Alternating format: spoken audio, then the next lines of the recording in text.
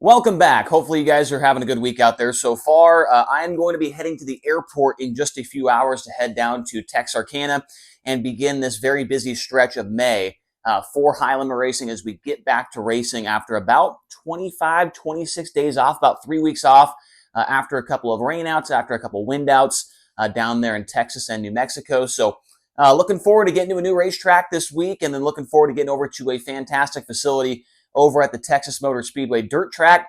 Before I get into this video, I did want to mention, I won't be, like I said in yesterday's video, if you missed it, won't be having daily uploads because I'll be traveling a lot over the next month.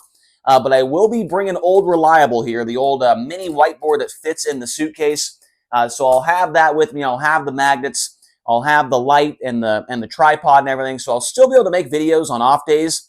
But daily uploads will not be happening as we'll be doing a lot of driving, a lot of traveling, and a lot of racing, obviously. So did want to put that out there one more time before I leave here in a few hours. So did want to look at this today. I did this video last year as well when we had a big break between races with high limit, and people seem to enjoy it. So I'm going to do it again here. 14 drivers obviously follow the high limit tour full time. And during this 3.5 or 3 week off, off period of the season, a lot of guys did a lot of racing. So the guy that did the most racing is Aaron Ritzel, and Ritzel has been very fast to start the season. We all know that. 2 wins with high limit, and he is third in the point standings even after missing a race. Ritzel, he ran, as I mentioned, 5 races. He ran twice with the Outlaws at I-55 Raceway in Peabody, Missouri.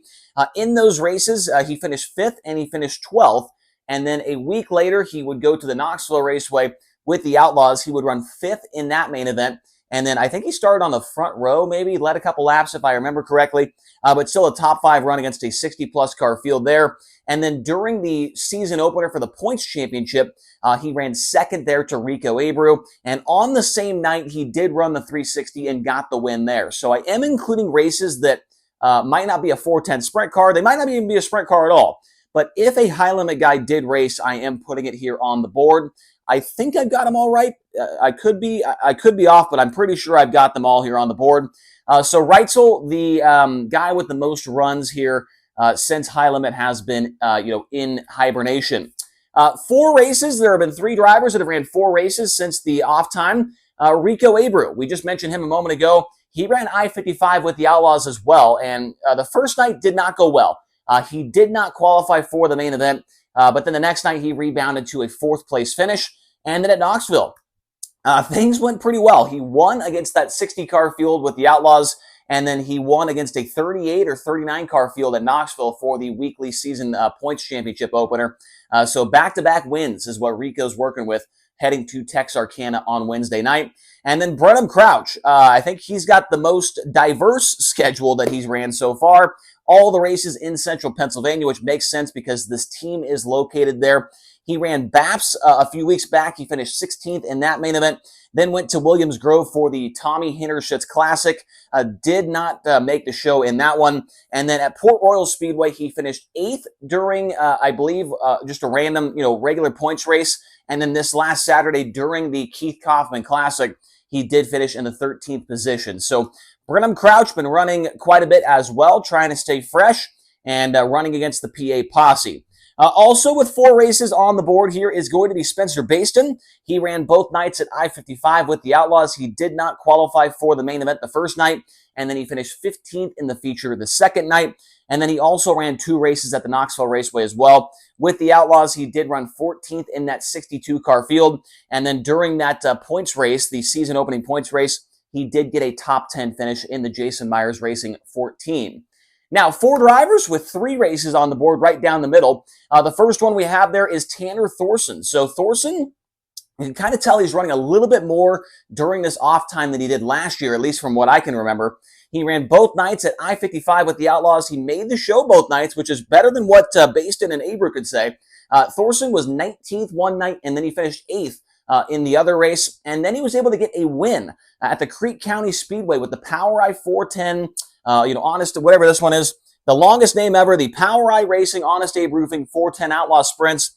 Thorson was able to get a win with those guys. So That was cool to see a little momentum going on for him heading into Texarkana. And I did see today that Thorson is going to not stop racing more. I mean, he's running Texarkana Wednesday, Texas Thursday, then he's going to Rocket Raceway Park Friday, and then heading back to Texas Motor Speedway on Saturday for high limits. So Thorson's got a pretty busy schedule coming up, coming off that win at Creek County. The 26th, Justin Peck, also 3 races under his belt during this time. At I-55 with the Outlaws, he finished 15th in both of those main events. And then at the Knoxville Raceway, that was not the Outlaw race. That was the points race, the season opening points race. He did finish in the 7th position for that one. Also on the board is Chase Randall. He ran all of his races at the Knoxville Raceway. He was 19th against the Outlaws in that 62-car field. He was 24th during the points opener, but he got into a wreck. A car landed on top of him and took him out of the race there. And then he also ran the 360 main event that night as well. He finished up in the 4th position in that all-ball your alternative number 9 car. And the final driver with 3 races on the board is going to be Dason Persley.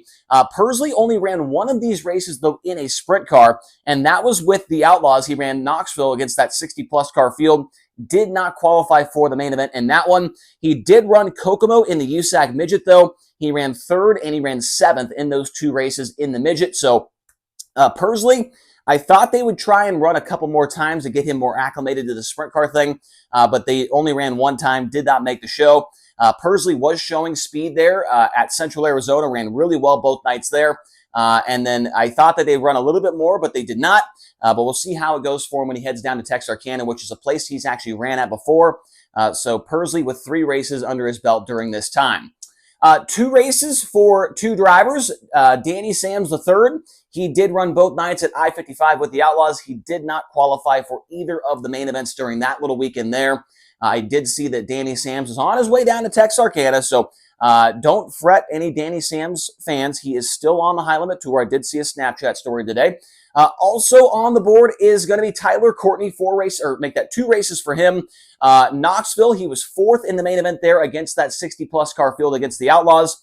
And then he ran Hobstadt as well with the Outlaws, where he ran 3rd. So 2 top 5s with the Outlaws during this time for Tyler Courtney. And so he is continuing to show speed. Maybe he can get that first win of the season out of the way this week with High Limit when we come back to action.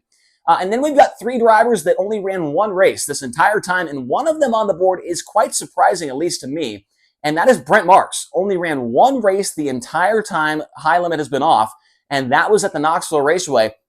Mind you, that was not against the Outlaws. That was during the season opening points race that Rico won. He ran 6th in that main event. So Brent Marks, even with all of the racing going on in PA, the Keith Kaufman Classic, the BAPS race, the Tommy Hintershitz, the Weldon Sterner Memorial, all the racing going on in the PA area, Brent Marks only ran 1 time, and it was at Knoxville, where he did run in P6. Also right below him is going to be Brad Sweet. He ran 1 race at the Knoxville Raceway as well. That was against the Outlaws. He got a top 10 finish, ended up in the 9th position for the 49 car. And then his car owner and teammate, Casey Kane, 1 race for him in the sprint. I guess I screwed up. I did screw up. I should have put NASCAR Xfinity on the board for Casey Kane. I can't remember where he finished. Maybe top 10, right? Or did he got in a wreck, I think. Maybe he did miss the top 10. I screwed that up. Sorry, guys. So Casey Kane, move him over here. Port Royal, he ran 8th during the Keith Kaufman Classic, and then he ran the Xfinity car, got into a wreck, but was running well, I think, before that. So I apologize for getting that wrong for all the Casey Kane fans out there. And then 1 driver that we have not mentioned yet, and he did not race a single time during this 3-week break, and that is, of course, Cy Lynch in the 42. Cy Lynch tore up a lot of equipment on that West Coast swing, a couple of flips, a couple of lost engines. It is no shock to me, honestly, that he did not race. I think it was a good move by him not racing to try and get everything back together, because that was a really rough opening 6 races for him. And so not shocked at all to see Cy Lynch not partake in any racing. I thought maybe we might see him on Sunday at Lernerville or Saturday at Port Royal. It did not happen, but Cy Lynch trying to get everything back together on that car and in that team. And so hopefully everything will be fine. Hopefully we can get some good runs together this week at Texarkana and at Texas Motor Speedway. So that's what we've got. That's who's raced where, how many times, all that good stuff. When it comes to the full-timers racing with High Limit Racing in 2025, hopefully you guys enjoyed this video. I'm going to go pack my suitcase and head to the airport here in a few hours and head down to Arkansas for Texarkana 67 Speedway. Hopefully you will all watch on Flow Racing. Like I said, I'm going to bring the mini whiteboard and do some videos here and there over the next month or so. We're going to be going bam, bam, bam, bam. It's like 16 races in 1 month or something. So yeah, thank you guys all for your support. Really appreciate it. And we'll talk to you in soon here on the Rodman Rundown.